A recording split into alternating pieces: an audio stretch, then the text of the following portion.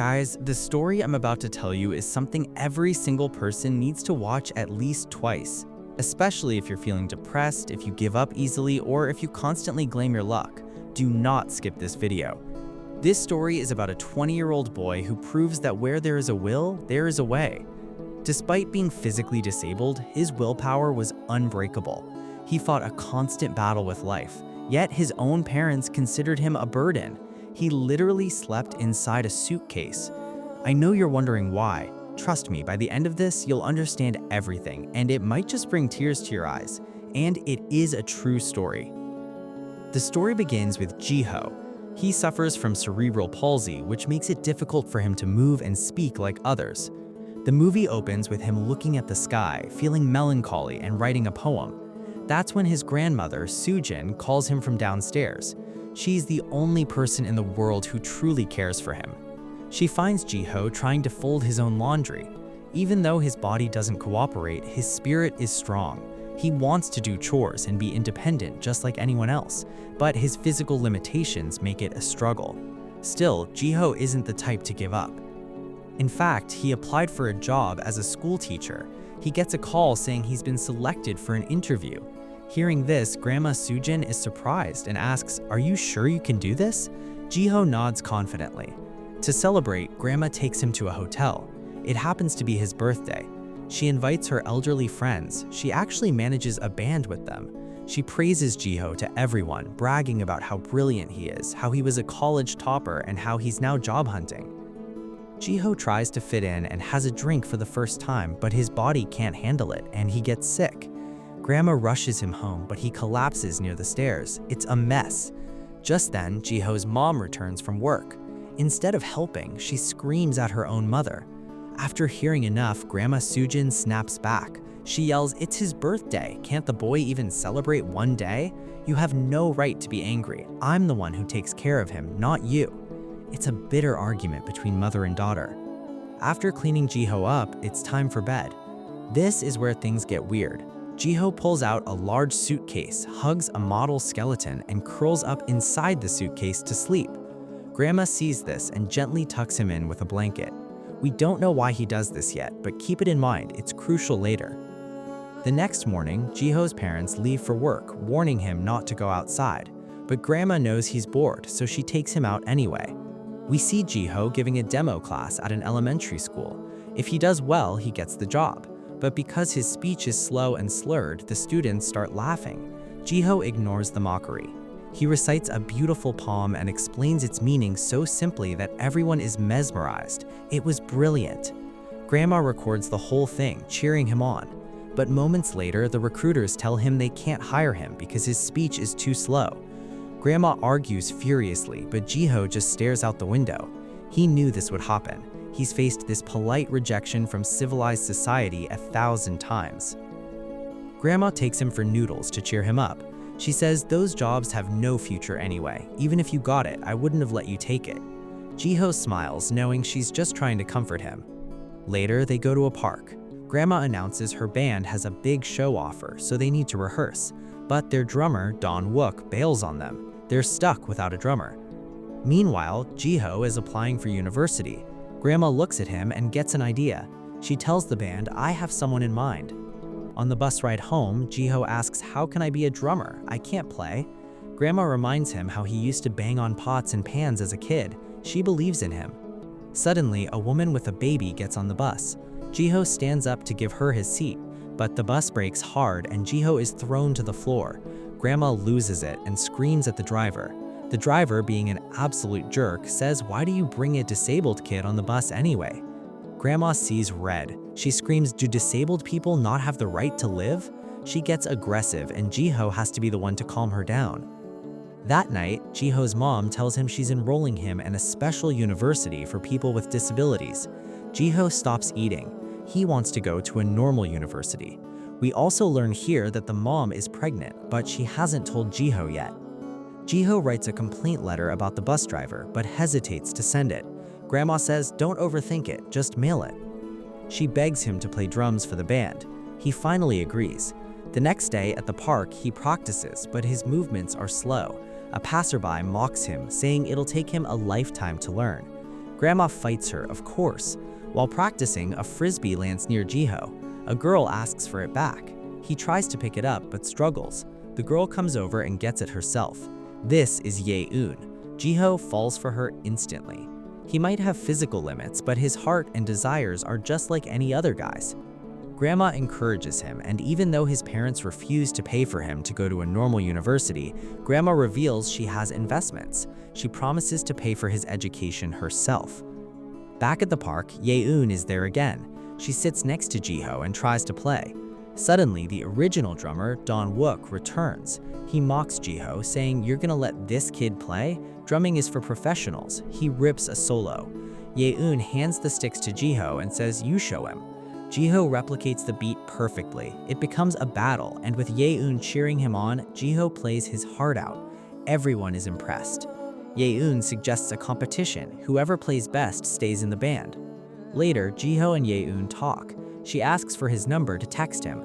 Embarrassed, Jiho admits his parents never bought him a phone. Ye-eun laughs it off and leaves, but Grandma overhears everything from a stall nearby. Jiho dreams he is healthy, running in a field with Ye-eun. He wakes up to his harsh reality. He tells Grandma he's going for a job interview at a cafe. She asks if he's saving up to date Ye-eun. Jiho says he wants to pay for his own tuition. Grandma hands him a used smartphone so he can communicate. At the cafe, the manager is shocked to see a disabled applicant. Before they can reject him, Jiho starts his demo. He memorizes the entire menu and recites it like a rapid-fire poem. The customers are stunned.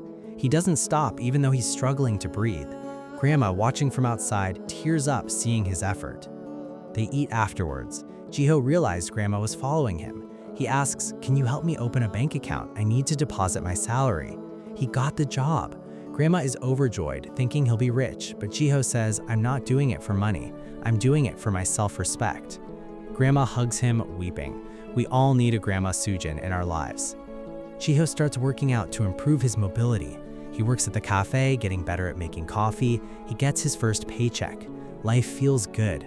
He's constantly thinking about Ye-eun. Grandma throws a party and invites her. Jiho takes Ye-eun to his room. He's shy. She sees his massive collection of books and learns he writes poetry. He shows her a poem he wrote for her, but it's only 2 lines. He says he's stuck. They bond.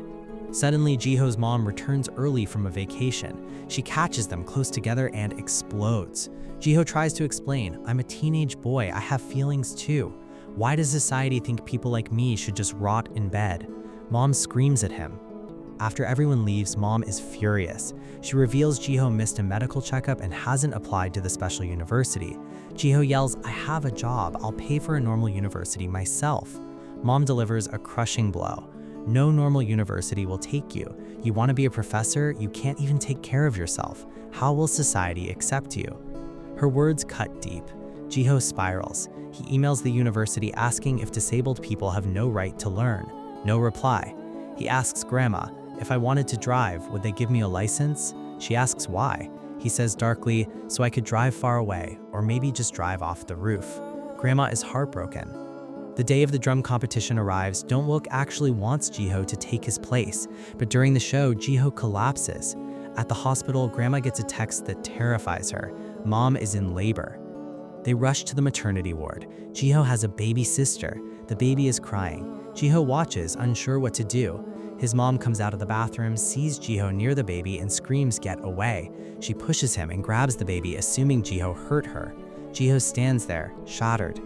He asks Grandma, "Why didn't you tell me I was having a sister?" Grandma admits the doctors thought the baby wouldn't survive, so they kept it a secret. But Jiho knows the truth. They didn't trust him. He remembers his mom saying she hates him. He feels like a zoo animal. Jiho launches a new chocolate at the cafe. The owner uses Jiho's disability for publicity, which feels icky.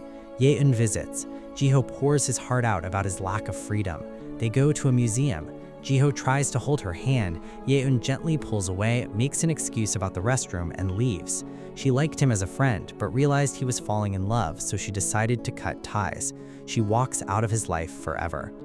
Jiho wanders the museum alone. He finishes the poem in his head, the one he meant to propose with, but dreams and reality are different.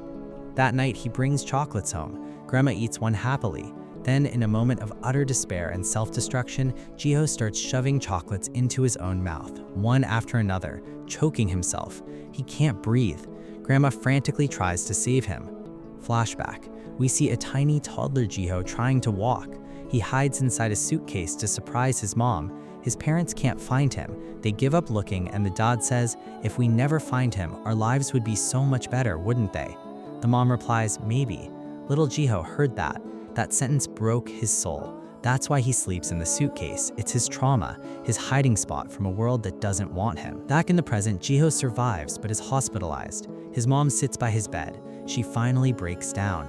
She explains that when he was born, complications occurred and doctors blamed her. That guilt has eaten her alive for 20 years.